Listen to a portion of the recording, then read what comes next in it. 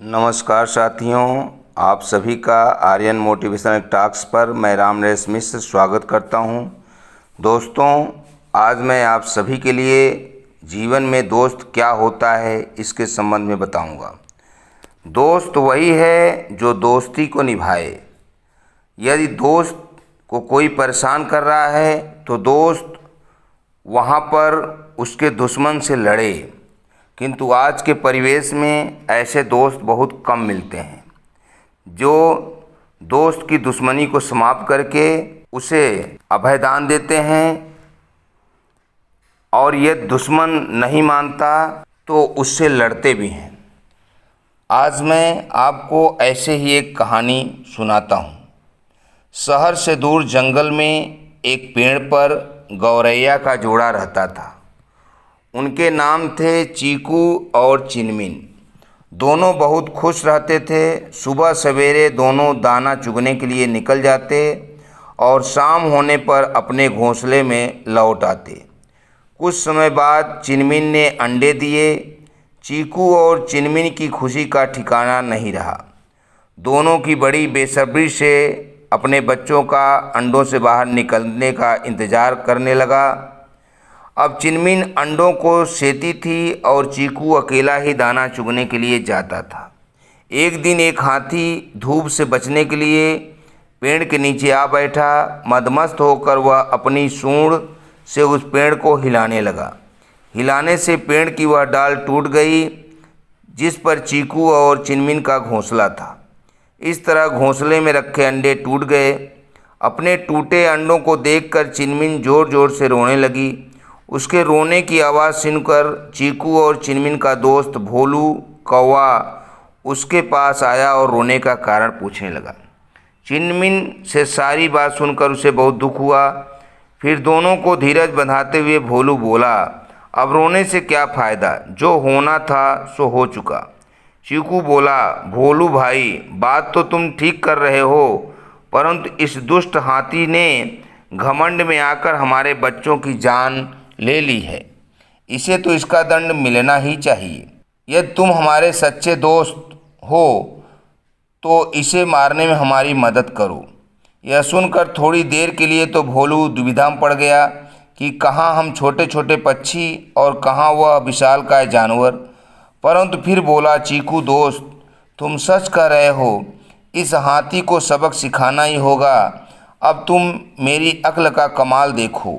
मैं अपनी दोस्त वीना मक्खी को बुलाकर लाता हूँ। इस काम में वह हमारी मदद करेगी। और इतना कहकर वह चला गया। भोलू ने अपनी दोस्त वीना के पास पहुंचकर उसे सारी बात बता दी। फिर उसने उससे हाथी को मारने का उपाय पूछा। वीना बोली, इससे पहले कि हम कोई फैसला करें, अपने मित्र मेघनाद मेढक की भी सलाह ले लूँ तो अच्छा रहेगा। वह बहुत अक्लमंद है। हाथी को मारने के लिए ज़रूर कोई आसान तरीका बता देगा।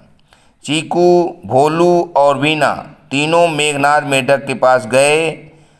सारी बात सुनकर मेघनाद बोला, मेरे दिमाग में उसे मारने की एक बहुत सी आसान तरकीब आई है। वीना बहन, सबसे पहले दोपहर के समय तुम हाथी के पास जाकर मधुर स्वर में एक कान में गुंजन करना। उसे सुनकर वह आनंद से अपनी आंखें बंद कर लेगा। उसी समय भोलू अपनी तीखी चोंच से उसकी दोनों आंखें फोड़ देगा। इस प्रकार अंधा होकर वह इधर उधर भटकेगा। थोड़ी देर बाद उसको प्यास लगेगी, तब मैं खाई के पास जाकर अपने परिवार सहित जोर जोर से टर टर की आवाज़ करने लगूंगा। हाथी समझेगा कि यह आवाज़ तालाब से आ रही है। वह आवाज़ की तरफ बढ़ते बढ़ते खाई के पास आएगा और उसमें जा गिरेगा तथा खाई में पड़ा पड़ा ही मर जाएगा। सबको मेघनाद की सलाह बहुत पसंद आई। जैसा उसने कहा था, वीना और भोलू ने वैसा ही किया। इस तरह छोटे छोटे जीवों ने मिलकर अपनी अक्ल से हाथी जैसे बड़े जीव को मार गिराया और फिर से प्यार से रहने लगे। तो दोस्तों, आपने देखा, दुश्मन कितना ही विशालकाय हो, कितना ही बलवान हो, कितना ही धनवान हो, यदि हम उससे कमज़ोर हों तो हमें अपनी योजनाओं से, अपनी बुद्धि से उसे परास्त करने का प्रयास ज़रूर करना चाहिए और अपने मित्र की सहायता करनी चाहिए। हमें आशा है आपको यह कहानी ज़रूर पसंद आई होगी।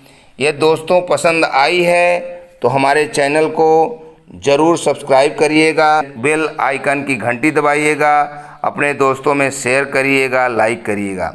दोस्तों इसके अलावा आप सभी की प्रतियोगी परीक्षाओं की तैयारी के लिए हमारा आर्यन ऑल एग्ज़ाम नोट्स के नाम से भी एक चैनल है, तो आप उसे भी ज़रूर देखें और अपना ढेरों प्यार दें।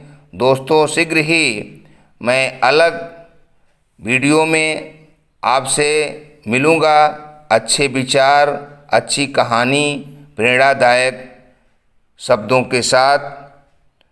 हमें वीडियो समाप्त करने की इजाज़त दीजिए। शुक्रिया, थैंक यू, धन्यवाद।